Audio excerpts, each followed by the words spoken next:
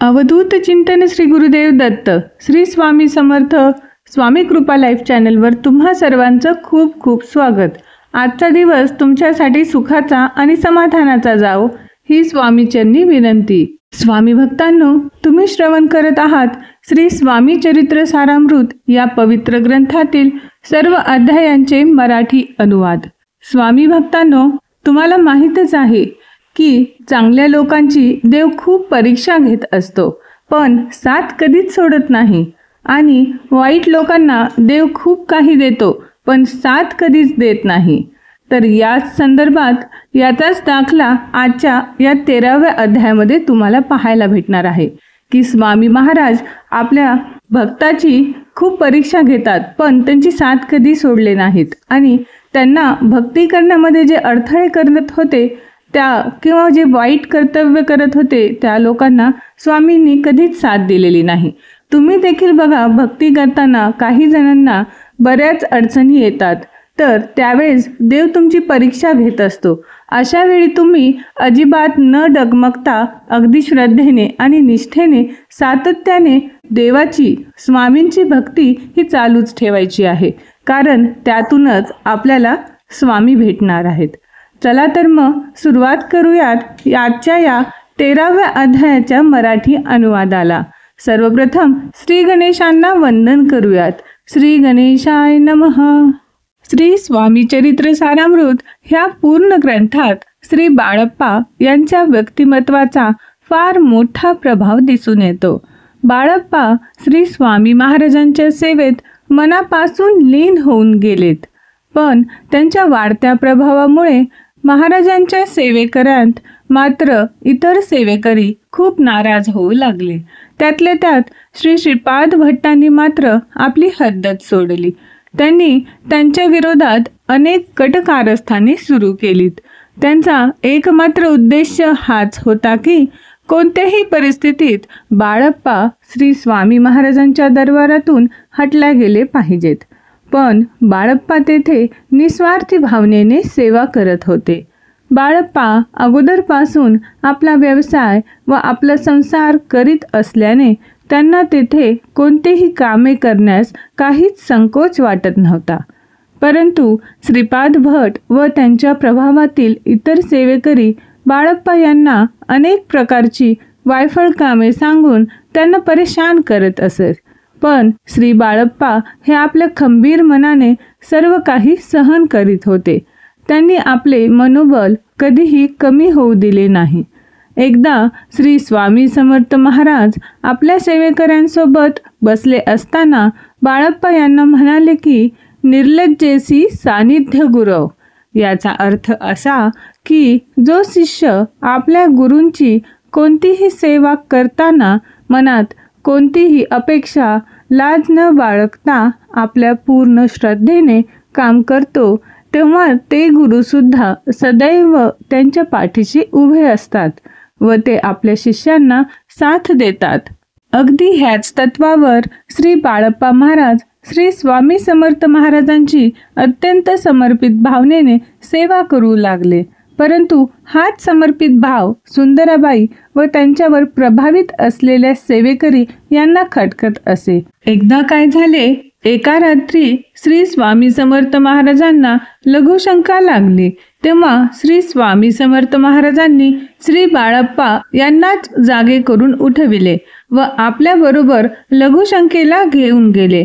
ही गोष्ट मात्र सुंदराबाई हिला खूपच खटकली व तिच्या मनात बाळप्पा यांच्याविषयी विद्वेष निर्माण झाला। तिला असं वाटलं की हा व्यक्ती कोण कोठून आला व आमच्यावर वर्चस्व गाजवू लागला। हा कानामागून आला आणि तिखट झाला।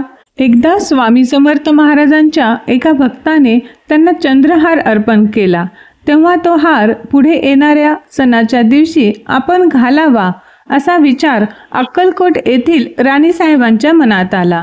तेव्हा तो चंद्रहार आणण्यासाठी राणीसाहेबांनी त्यांच्या एका शिपायाला बाळप्पा यांच्याकडे पाठविले।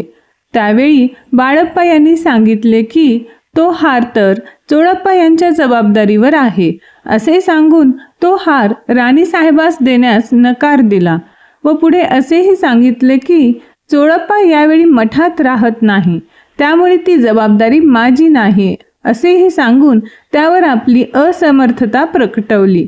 जेव्हा तो चंद्रहार मागण्यासाठी शिपाई चोळप्पा यांच्याकडे गेले तेव्हा तो हार बाळप्पा यांच्याकडे आहे असे चोळप्पा यांनी त्या शिपायांना सांगितले. मठात अशा प्रकारची होत असलेली टाळाटाळ पाहून शिपायाने मठात घडलेला हा सर्व प्रकार राणीसाहेबांना सांगितला. ही घटना जेव्हा घडली त्यावेळी त्या काळात राणीचा सुंदराबाई हिच्यावर खूप विश्वास होता. अगदी ह्याच गोष्टीचा त्या कुटील सुंदराबाई हिने फायदा घेऊन तिने राणीच्या मनात चोळप्पाविषयी उलटे सुलटे सांगून राणीसाहेबांच्या मनात चोळप्पाविषयी जहर भरण्याचा कुटील प्रयत्न केला व त्यांना राजदरबारातून मिळत असलेले मानधन काढून घ्या असे राणीसाहेबांना सांगितले. त्यामुळे चोळप्पाविषयी राणीसाहेब खूप कठोर झाल्यात व त्यांचे मानधन बंद करण्याचे आदेश दिले. श्री स्वामी समर्थ महाराज आपल्या अंतर्मनाने ह्या सर्व गोष्टी बघत होते.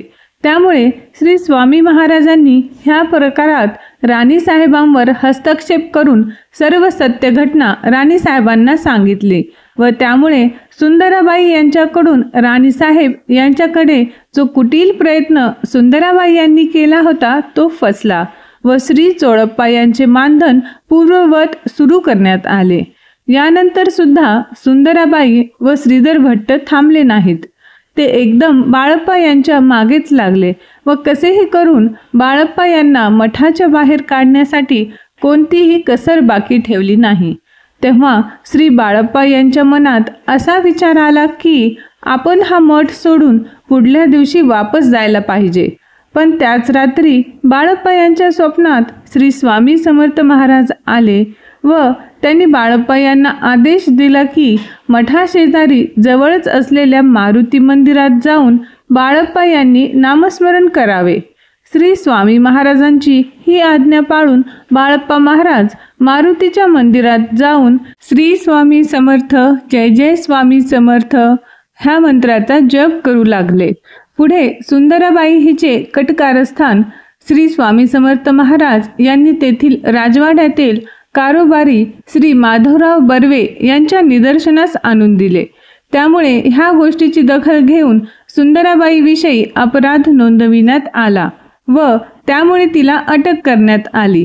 त्यामुळे सुंदराबाई हिची कारकीर्द मठातून संपुष्ट करण्यात आली. अशा तऱ्हेने श्री स्वामी चरित्र सारामृत ह्या ग्रंथातील 13व्या अध्यायाचे मराठी अनुवाद या ठिकाणी संपूर्ण होत आहे. स्वामी भक्तांनो, पाहिलत ना, या 13व्या अध्यायामध्ये स्वामींनी त्यांच्यावर निष्ठा असलेले अगदी प्रामाणिक असे भक्ती करणाऱ्या बाळप्पांची साथ दिली आणि कटकारस्थाने करणाऱ्या वाईट प्रवृत्तीच्या सुंदराबाईंना दंड दिला, त्यांची साथ नाही दिली. अशाच प्रकारे आपल्याही जीवनामध्ये आपण जर निष्ठावंत प्रामाणिकपणे आणि सत्कर्म करत असतील तर कायम स्वामी आपल्या सोबत राहतील. तसेच जे कोणी भक्ती करणाऱ्यांना त्रास देतील, स्वामींच्या भक्ती मार्गात अडथळे निर्माण करतील किंवा वाईट कर्म करतात, त्यांची साथ स्वामी कधीही देत नाहीत. सुंदराबाईंसोबतही तेच झालं. स्वामीच्या सेवेकरीमध्ये त्या प्रमुख असून सुद्धा त्यांनी वाईट कर्म केल्याने स्वामींनी त्यांची साथ कधीही नाही दिली. तर अशाच प्रकारे स्वामी आपल्या भक्तांवर कायम नजर ठेवून असतात. स्वामींना सर्व माहिती असतं. तर स्वामी भक्तांनी सत्कर्म करत करतच स्वामींची भक्ती करावी आणि वाईट कर्मच काय, वाईट विचारही मनामध्ये देखील येऊ देऊ नये. तर अशाने स्वामींची कृपा लवकरच प्राप्त होते आणि स्वामींच्या अनुभूतीची प्रचिती देखील लवकरच येईल. तर अशा प्रकारे हा 13वा अध्यायाला या ठिकाणी आपण समाप्ती देऊया आणि भेटूया पुढच्या व्हिडिओमध्ये. तोपर्यंत जर व्हिडिओ जर आवडला असेल तर व्हिडिओला लाईक करा आणि अजूनही तुम्ही जर चॅनलला सबस्क्राईब केलेलं नसेल तर कृपया सबस्क्राईब करा आणि त्यापुढील बेल आयकॉनला प्रेस करा, म्हणजे पुढील अध्यायांचे नोटिफिकेशन तुम्हाला त्वरित भेटेल. तोपर्यंत सर्व स्वामी भक्तांना श्री स्वामी समर्थ, जय जय स्वामी समर्थ.